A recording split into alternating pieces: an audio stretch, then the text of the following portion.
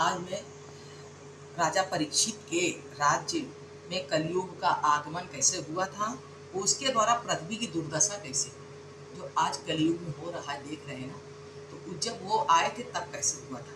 सूत जी कहते हैं ब्रह्म, इस प्रकार जब पांडव हिमालय को चले गए तब परीक्षित उत्तम ब्राह्मणों की शिक्षा से पृथ्वी का पालन करने लगे। पश्चात राजा विराट के पुत्री ईरावती के साथ विवाह हुआ राजा परीक्षित का। उन्होंने जन्मेजय आदि 4 पुत्र हुए। जन्मेजय राजा परीक्षित के पुत्र 4 हुए। पहले का नाम जन्मेजय। उन्होंने कृपाचार्य गुरु को अपना गंगा किनारे बड़े बड़े 3 अश्वमेध यज्ञ किए और अपना गुरु बनाया। दिग्विजय राजा परीक्षित देवताओं ने आकर दर्शन दिया। अश्वमेध यज्ञ हुआ तो भगवान आके दर्शन दिए, तो अश्वमेध यज्ञ किया गया ना, तो उसमें दर्शन हुआ। जब तो दिग्विजय करने चले तो मार्ग में राजा में वेश में कलयुग मिल गया। जब तो अपने पैर से गौ और बछड़े को मार रहा था। कलयुग का अगर गौ और बछड़े को मार रहा था। देख रहे हैं आजकल क्या हो रहा है, गौ को लोग मार रहे हैं, बछड़े को मार रहे हैं। ये सब कलयुग की निशानी है। इससे राजा परीक्षित ने उसे पकड़ लिया। कलयुग को राजा परीक्षित ने पकड़ लिया। जब सूत जी ने ऐसा कहा तब सौनक जी ने कहा, हे ऋषि श्रेष्ठ, कलयुग में ऐसा क्यों रहा कि राजा परीक्षित ने उसे क्यों पकड़ा।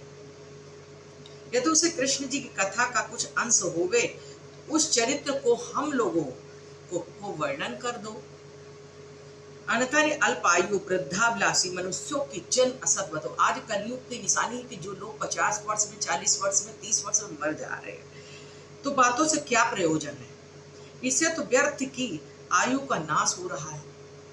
सौनक ने इससे पूछा कि सूत जी कहने लगे, हे सौनक जी सुनो, जब राजा परीक्षित को यह मालूम हुआ कि कुशमंडल देश में कलयुग आ बसा, तो बड़े क्रुद्ध हुए कि हमारे रहते ये कैसे आ गया। उन्होंने अपना धनुष उठा कर सेना सजा कर दिग्विजय के लिए प्रस्थान किया कि आज मैं कलयुग को मारूंगा। उन्होंने अपना धनुष उठाया, सेना के साथ विजय किया। तब वो पहले भद्रास्त्र, केतुमाल, भारत तथा कुरु, 3 कुरु आदि खंडों को जीतकर अपने वश में कर लिया पहले।